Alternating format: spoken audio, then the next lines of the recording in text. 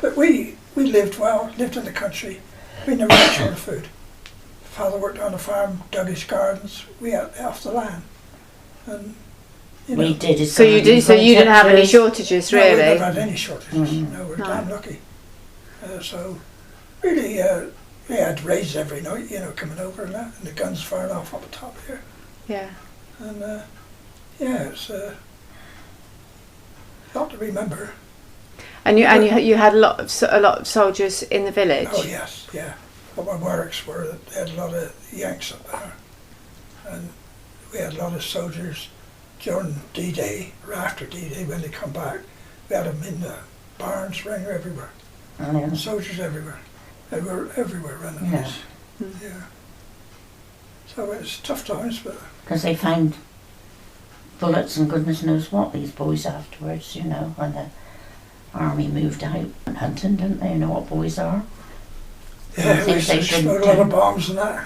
It's a great time. My kid and Ken nearly blew themselves up. They were lucky to be alive. Well, it was. One night we had a big incendiary raid on the White Horse, because that's for their flying Germans coming off the White Horse, going like into Bristol and that for the Germans. And they dropped tons of incendiary bombs. That's the ones that go in flame. But we went up the next morning, Ken and myself, and we found one unexploded. And his mother was in the farmhouse there. Ken wasn't married then. And we brought him back home, and we were going to have him in the vice in his mother's shed, cutting the bottom off to try and get the cordite out. Luckily, a chap named Croshy had lived in the big house up the top of the village. He was a ARP chap in charge. He happened to walk in through the gate with cordite, cut the bottom out. Just before you did it? Yeah. Oh my We started. goodness. Yeah, we made a start. Whether he ignited when it was done, I do not know. How old were you when you did that? 12, I said. You had planes regularly flying over the village? Every night. Yeah. And of course we had guns up top by the school, up on the top there. Six guns there. And they're going over, bang, bang, bang, going back, bang, bang, bang. Then we had the fighters that warm up, Hurricanes and Spitfires, and dogfights. Pretty noisy. Day, you said the soldiers came back. Did they come back wounded? Lots were wounded, yes. And all they come back in, great coat, and that's all they had. Nothing, you know.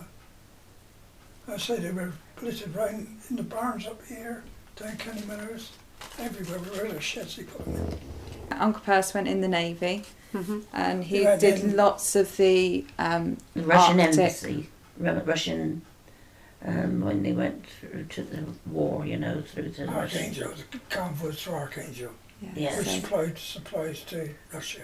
a lot of the Okay. Arctic He convoys did, up. he did 6 of them. They got shot at once, badly. He was on a Corvette then, he told me, and he managed to get over it. And he said it was so cold on those convoys, all the ropes were froze. They had to beat the ropes and that to get the ice off them. Yeah. Absolutely ridiculously cold. We've got all sorts of bits and pieces here. He'd never talk about anything No, he went whilst to he about was 2 or alive. 3 beers. We Okay. And Didn't- that's the only time we got anything out of him. didn't get He to had a hear drink. much about him, you know, his war days. Whenever I'd say to him, do you want to go to the memorial? You know, I don't want to remember anything. No, I He remember. didn't want to remember it. Yeah. So I this never is the original photo. So how long was he in the Navy for? So But he went in about the second year, beginning of second year, The war. right the way through. Yeah. yeah, I think he saw some really awful things. But this was D-Day, the Beagle, and these are American soldiers that he'd pulled out of the water. What it was, a landing craft. So These lads see got sunk, here. and they were all in the water. And Percy helped rescue and all those lads, put them aboard the ship. And I'll And tell you the story. that- My mother's next door neighbour, Mrs. Honeybun, come into her one morning. I think it's Daily Mirror she had the daily paper in any case. Said, look, she said Percy on the front page of the paper, and brought it in to show my mother. And he would never say nothing about it, you know. He told me that they picked up a hell of a lot of boys out to sea for drowning. That's his one thing newspaper that he clipping. wouldn't talk about, or didn't like to talk about, because they had very often out in the boat or ship, and they should call it, and others were drowning, and they had to keep going. The ship had to keep going. They weren't allowed to save them. Talk about it. Yeah, they left lots. Had to be left in, our boys drowning, and they couldn't help them. So But they could help some. this has enhanced all the signatures of the American soldiers that they pulled out that day.